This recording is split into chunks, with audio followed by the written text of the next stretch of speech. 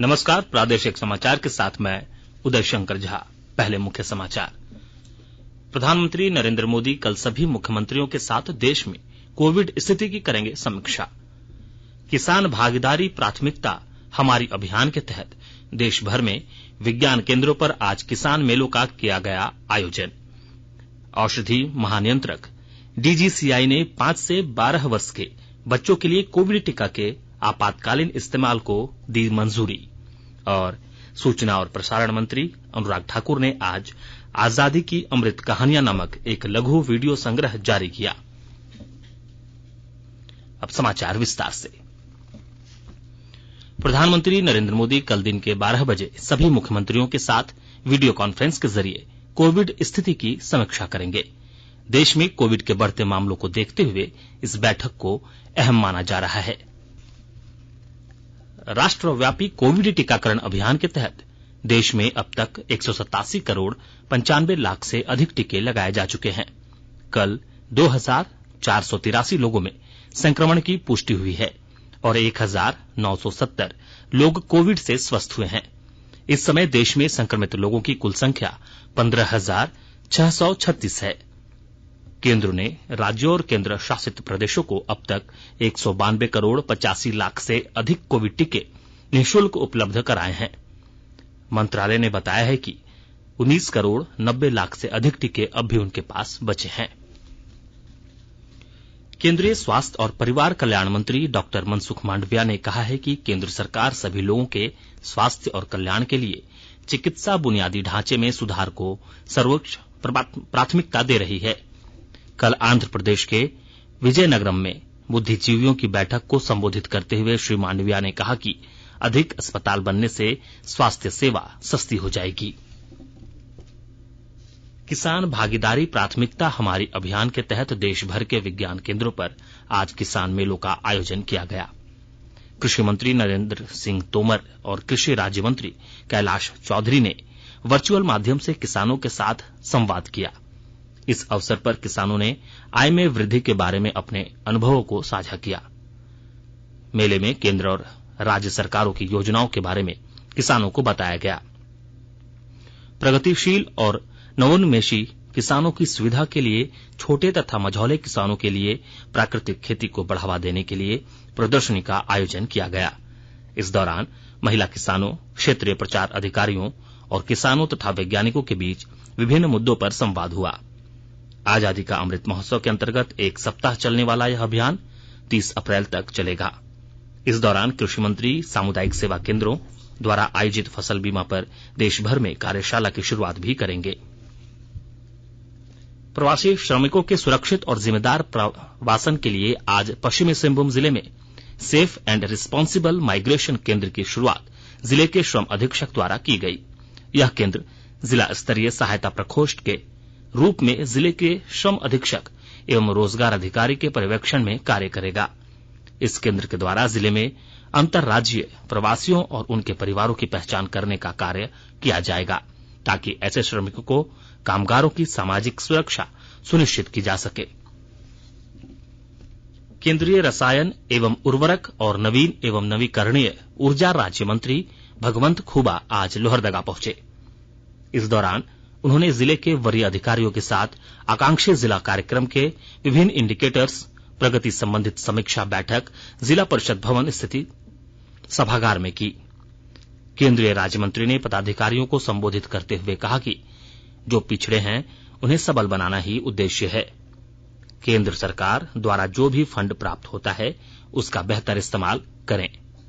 केंद्रीय राज्य मंत्री द्वारा आज कृषि, स्वास्थ्य, पोषण, पेयजल, आधारभूत संरचना, विद्युत, भवन, सड़क निर्माण, मनरेगा, प्रधानमंत्री आवास आदि की समीक्षा की गई। मुख्यमंत्री हेमंत सोरेन के समक्ष आज झारखंड मंत्रालय में लगभग 5 वर्षों से बंद पड़े अर्बन हाट रांची के रिकंस्ट्रक्शन मास्टर प्लान की पीपीटी प्रेजेंटेशन रखी गई। रांची नगर निगम द्वारा पीपीटी प्रस्तुतिकरण दी गई। मुख्यमंत्री को अवगत कराया गया कि अर्बन हाट रांची का निर्माण कार्य 30 अगस्त 2016 को शुरू हुआ था, लेकिन किसी कारण निर्माण कार्य लगभग पिछले 5 वर्षों से बंद था। वर्तमान सरकार के निर्देशानुसार अर्बन हाट रांची का रिकंस्ट्रक्शन कार्य शुरू करने की योजना है। इसके लिए रांची नगर निगम द्वारा reconstruction master plan of urban haat तैयार कर ली गई है। विदेश मंत्री डॉक्टर एस जयशंकर ने कहा है कि यूक्रेन संघर्ष पर भारत का स्पष्ट रुख है कि संघर्ष तुरंत बंद होना चाहिए और कूटनीति और वार्ता के जरिए समस्या का समाधान निकाला जाना चाहिए। आज नई दिल्ली में विदेश नीति सम्मेलन रायसीना संवाद को संबोधित करते हुए डॉक्टर जयशंकर ने कहा कि यूक्रेन संघर्ष पूरे विश्व के लिए चिंता का विषय है। एक प्रश्न के उत्तर में विदेश मंत्री ने कहा कि एशिया कई तरह की चुनौतियों से जूझ रहा है, जिसका असर शासन व्यवस्था पर पड़ता है। डॉक्टर जयशंकर ने सभी से विश्वास और हितों के बीच संतुलन बनाए रखने का आह्वान किया। उन्होंने कहा कि विभिन्न देशों की अलग अलग प्राथमिकताएं हैं और कई मुद्दे ऐसे हैं जिनका दुनिया के अन्य हिस्सों पर समान रूप से प्रभाव पड़ता है। अमृत महोत्सव के तहत आकाशवाणी के साप्ताहिक क्विज में आइए आप भी शामिल हों।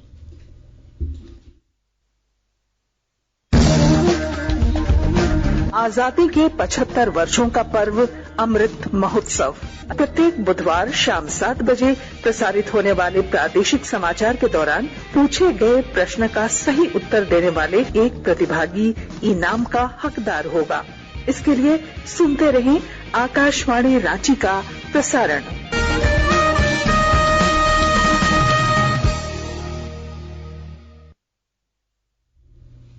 आकाशवाणी के ताजा तरीन समाचारों के लिए आप हमारी वेबसाइट newsonair.com पर लॉग ऑन कर सकते हैं। ताजा समाचार Twitter handle @AIR news alerts और Facebook page all India radio news पर भी उपलब्ध है।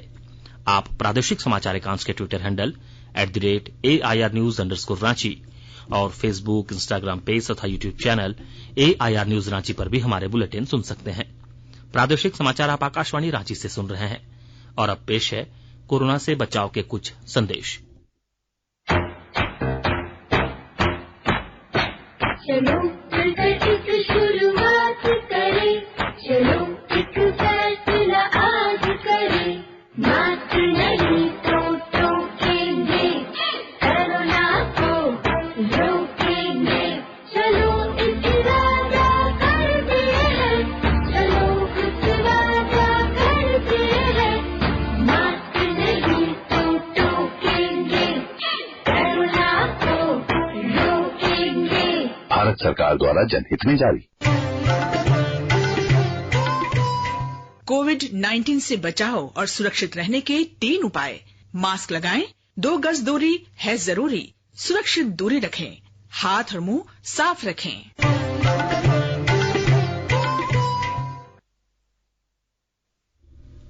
प्रादेशिक समाचार में आपका एक बार फिर से स्वागत है। औषधि महानियंत्रक ने 5 से 12 वर्ष के आयु वर्ग के बच्चों के लिए भारत बायोटेक द्वारा विकसित कोविड टीका कोवैक्सीन के आपातकालीन इस्तेमाल को मंजूरी दे दी है।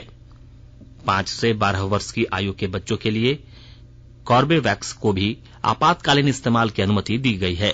केंद्रीय स्वास्थ्य मंत्री डॉक्टर मनसुख मांडविया ने एक ट्वीट में कहा है कि औषधि महानियंत्रक ने 12 साल से अधिक आयु के किशोरों के लिए जाइकोव डी को भी मंजूरी दी है। सूचना और प्रसारण मंत्री अनुराग ठाकुर ने आज ओटीटी प्लेटफॉर्म नेटफ्लिक्स के सहयोग से एक लघु वीडियो संग्रह आजादी की अमृत कहानियां श्रृंखला का शुभारंभ किया। यह 7 भारतीय महिलाओं के बारे में प्रेरक कहानियों की एक श्रृंखला है, जिन्होंने भारत के लिए अकल्पनीय, असाधारण और लीक से हटकर योगदान किया। नई दिल्ली में आयोजित कार्यक्रम के दौरान श्री ठाकुर ने कहा कि इस संग्रह का लक्ष्य प्रेरक कहानियों को प्रकाशित करना है। उन्होंने कहा कि ये कहानियां अधिक लोगों को अपने लक्ष्य प्राप्त करने के लिए प्रेरित करेंगी। श्री ठाकुर ने कहा कि नेटफ्लिक्स महिला सशक्तिकरण, पर्यावरण और स्थायी विकास तथा महत्वपूर्ण दिवसों के बारे में 25 वीडियो तैयार करेगा।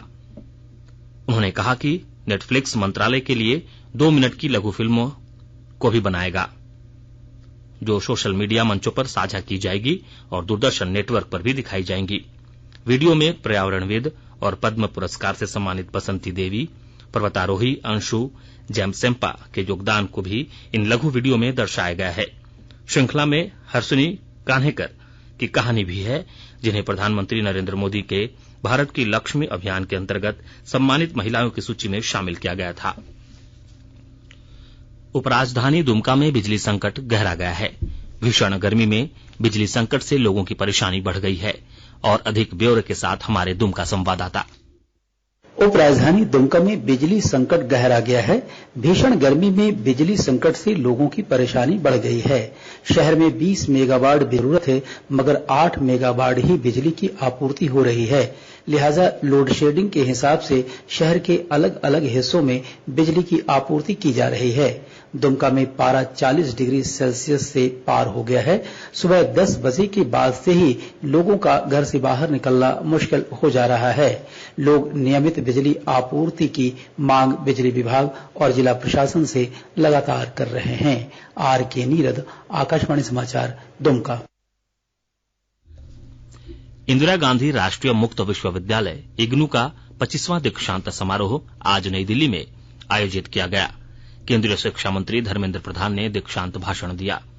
रांची क्षेत्रीय केंद्र के मुख्य अतिथि के रूप में झारखंड केंद्रीय विश्वविद्यालय के कुलपति प्रोफेसर शिटी भूषण दास इसमें शामिल हुए। इग्नू के रांची क्षेत्रीय केंद्र की छात्रा अंतरा सिन्हा गंगोपाध्याय को एमए मनोविज्ञान विषय में उच्चतम अंक हासिल करने के लिए 2 स्वर्ण पदक से सम्मानित किया गया। सामाजिक विज्ञान में सभी मास्टर डिग्री कार्यक्रमों में उच्चतम अंक हासिल करने के लिए उन्हें professor Ram Reddy memorial gold medal से भी सम्मानित किया गया।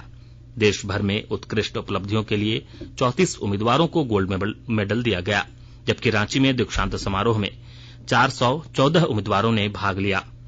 सीयूजे के कुलपति प्रोफेसर क्षितिज भूषण दास ने सफल उम्मीदवारों को डिग्री प्रदान की। प्रोफेसर दास ने कहा कि इग्नू ने देश के कोने कोने में शिक्षा को सबसे अधिक सुलभ बना दिया है। जो इग्नू पिछले 1985 से लेके आज तक करते आ रहा है और आप जिसके आप स्टेक होल्डर हो, जिसके आप बेनिफिशियरी हो, इसी को एक पैन इंडिया लेवल पे तथाकथित बड़े यूनिवर्सिटी, नामी दामी यूनिवर्सिटियों को वही तो कहा गया है। इसी के नाम है मल्टीपल एंट्री, मल्टीपल एग्जिट। आपकी इच्छा से आप पढ़ोगे, काम करते हुए पढ़ोगे। पढ़ाई के लिए कमाई को बंद करना ऐसे संभव ही नहीं है। ग्रेजुएशन होते होते बहुत सारे यूजी को आज यहां गोल्ड मेडल मिला।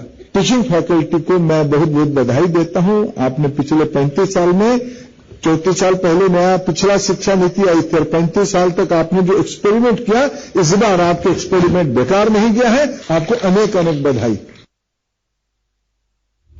गिरिडीह से झरिया आ रहे 3 लोगों की सड़क हादसे में मौत हो गई, जबकि 2 लोगों की स्थिति गंभीर बनी हुई है।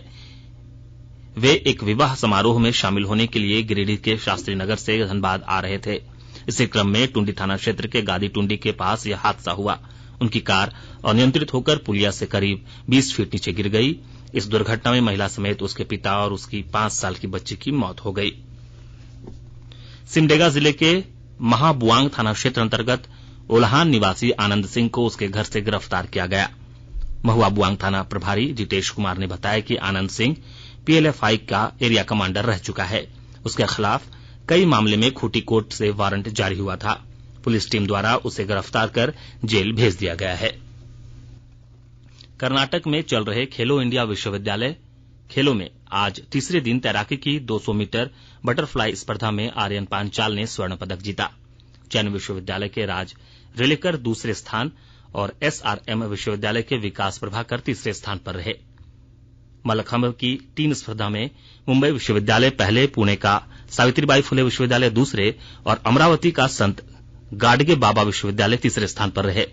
98 किलोग्राम भारोत्तोलन में पुणे के सावित्रीबाई फुले विश्वविद्यालय के वैष्णव ठाकुर ने स्वर्ण पदक जीता। उन्होंने कुल 313 ग्राम भार उठाया। संत बाबा भाग सिंह विश्वविद्यालय के गुरप्रीत रह ने 290 किलोग्राम भार उठाकर रजत और कलिंगा विश्वविद्यालय के पुनीत चंद्र साहू ने 285 किलोग्राम भार उठाकर कांस्य पदक जीता। महिलाओं की 76 किलोग्राम भारोत्तोलन स्पर्धा में कालीकट विश्वविद्यालय की स्वाति किशोर ने 188 किलोग्राम भार उठाकर स्वर्ण पदक जीता। अंत में मुख्य समाचार एक बार फिर। प्रधानमंत्री नरेंद्र मोदी कल सभी मुख्यमंत्रियों के साथ देश में कोविड स्थिति की करेंगे समीक्षा। किसान भागीदारी प्राथमिकता हमारी अभियान के तहत देश भर के विज्ञान केंद्रों पर आज किसान मेलों का किया गया आयोजन। औषधि महानियंत्रक डीजीसीआई ने 5 से 12 वर्ष के बच्चों के लिए कोविड टीका के आपातकालीन इस्तेमाल को दी मंजूरी। और सूचना और प्रसारण मंत्री अनुराग ठाकुर ने आज आजादी की अमृत कहानियां नामक एक लघु वीडियो संग्रह जारी किया। इसके साथ ही आकाशवाणी रांची से प्रादेशिक समाचार का यह बुलेटिन समाप्त हुआ। नमस्कार।